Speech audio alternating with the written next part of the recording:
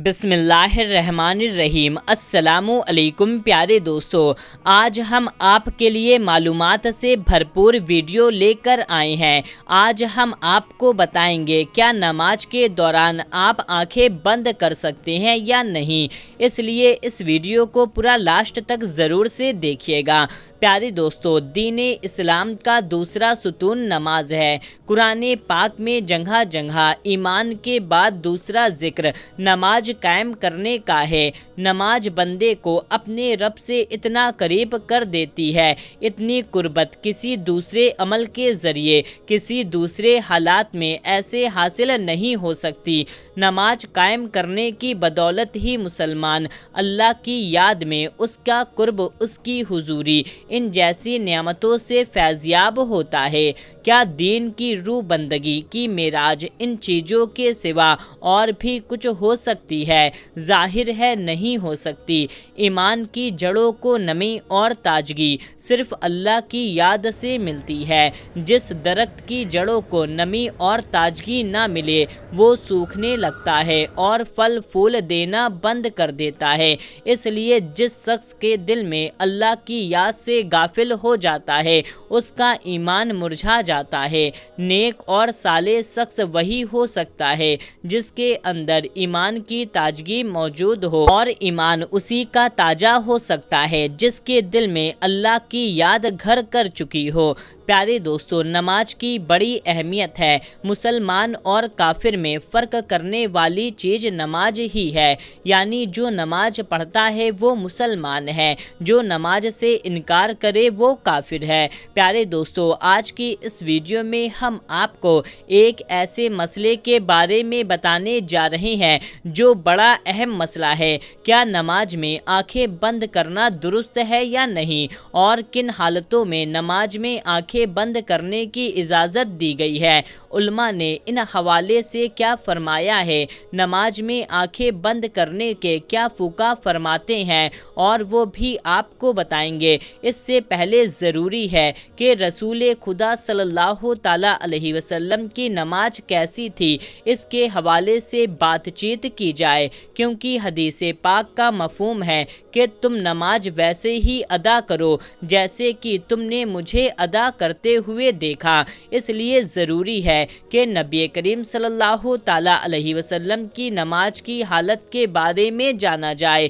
اللہ کے نبی کس طرح سے نماز ادا کرتے تھے؟ اللہ کے محبوب بندے بھی، انبیاء اکرام علیہ السلام، صحابہ اکرام علیہم الرضوان، اولیاء اللہ رحمت اللہ تعالیٰ علیہ، اللہ نے انہیں اپنی رحمت سے نوازا اور مکان میں ابدیت سے سرفراز فرمایا۔ ان محبوب ہستیوں کی نماز میں بے پناہ محویت، خشوع اور خضوع تھا۔ نبی کریم صلی اللہ تعالیٰ علیہ وسلم نے اعلان نبوت سے پہلے بھی غار حرا میں کافی عرصے عبادت الہی میں مصروف رہے، مگر جب آپ نے اعلان نبوت فرما دیا تو آپ کو نماز کا حکم ملا تو آپ اس پر کاربند ہو گئے۔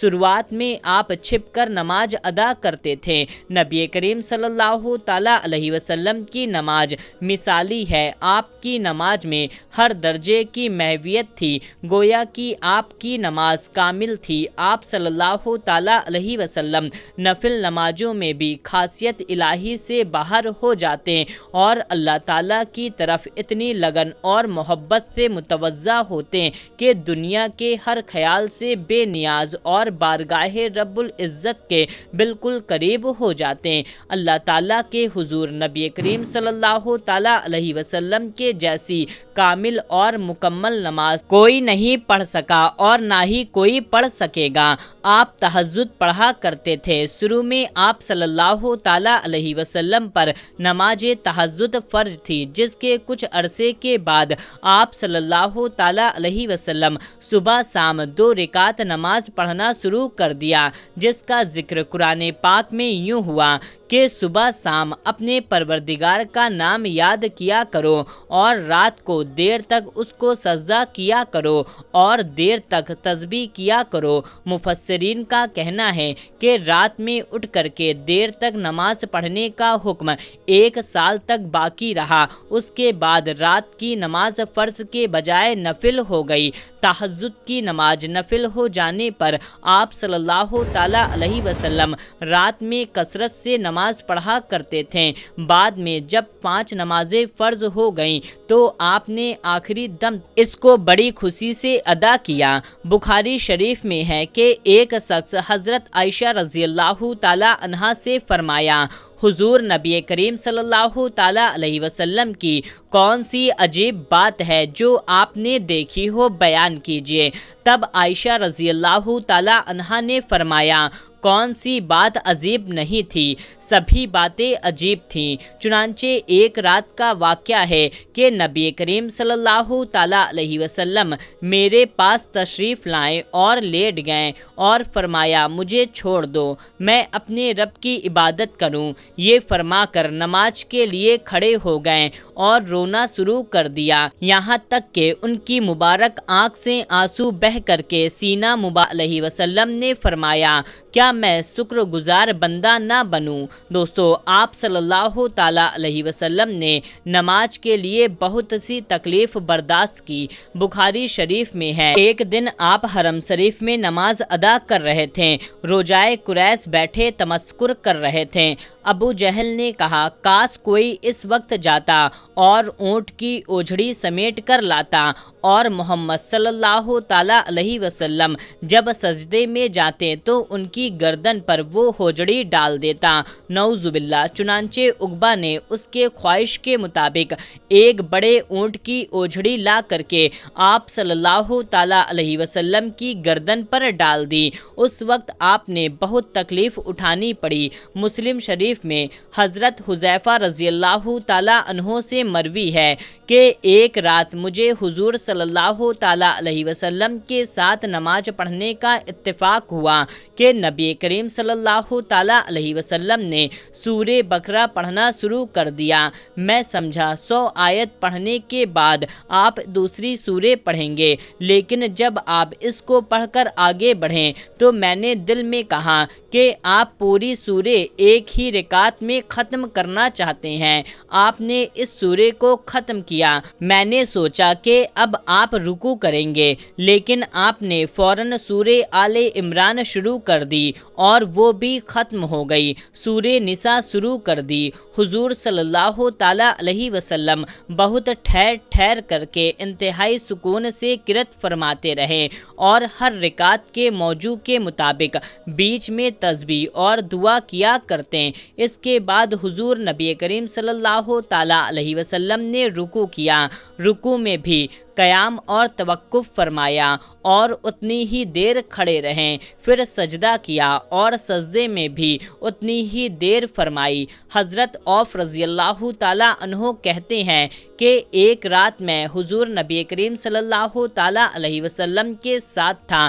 نبی کریم صلی اللہ تعالیٰ علیہ وسلم نے مسواک کیا، وضو کیا اور نماز کے لیے کھڑے ہو گئے، اور میں بھی حضور صلی اللہ تعالیٰ علیہ وسلم کے ساتھ نماز میں شریک ہوا۔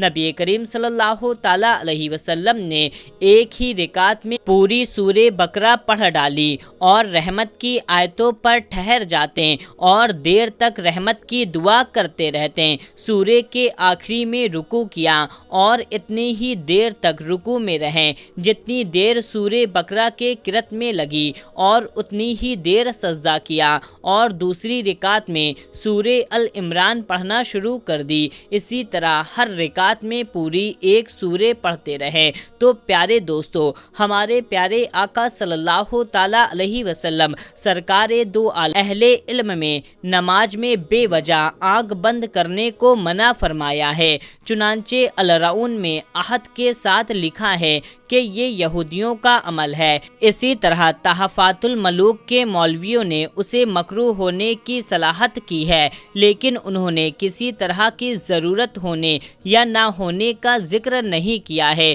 اور کاسانی رحمۃ اللہ تعالیٰ علیہ کہتے ہیں یہ مکروہ ہے کیونکہ یہ سنت کے خلاف ہے اور نماز کی حالت میں سجدے کی جگہ دیکھنا شرعی عمل ہے اور ہر بازوؤں کو نماز میں حصہ ہے، چنانچہ اسی طرح آنکھوں کا عبادت کرنے میں حصہ ہے۔ آنکھ کو بند کرنا مکروہ کہا گیا ہے، آنکھیں کھلی رکھنا آنکھیں بند رکھنے سے بہتر ہے۔ امام بن عبدالسلام رحمۃ اللہ تعالیٰ علیہ نے اپنے فتوے میں نماز کے وقت آنکھیں بند کرنے کی اجازت دی ہے کہ اگر نماز میں اس سے زیادہ خصوص پیدا ہونے کا امکان ہے تو آنکھیں بند کی جا سکتی ہے۔ اگر آنکھیں کھولنے پر زیادہ خصوص پیدا ہوتے ہیں تو آنکھیں بند کر سکتے ہیں، لیکن آنکھیں بند کر کے نماز پڑھنا مکروہ ہے۔ ابن قیم رحمۃ اللہ تعالیٰ علیہ ذات المعاد میں صراحت کے ساتھ لکھا ہے کہ اگر آنکھیں کھول کر رکھنے سے نماز میں زیادہ خشوع پیدا ہوگا تو آنکھیں کھول کر رکھنا ضروری ہے، اور اگر آنکھ بند کرنے سے زیادہ خشوع پیدا ہوگا، مثلاً جیسے کہ سامنے کوئی نقشہ نگار موجود ہے جس سے خشوع میں خلل پیدا ہوگی، تو قطعی اس پر مکروہ نہیں ہے۔ دوستو، اس ویڈیو میں ہم نے جانا کہ نماز کے دوران آنکھ بند کی جا سکتی ہے یا نہیں، کیونکہ نماز کے دوران ہمیں آنکھ کھلی رکھنی چاہیے کیونکہ سجدے کے در پر دیکھنا ضروری ہے۔ آخری میں دعا کرتے ہیں کہ اللہ آپ کو کیسی لگی اپنا فیڈ بیک ضرور دیں، اس ویڈیو کو لائک کر کے چینل کو سبسکرائب کر کے اس ویڈیو کو آگے تک شیئر کر دیں۔ ملتے ہیں تب تک کے لیے اللہ حافظ۔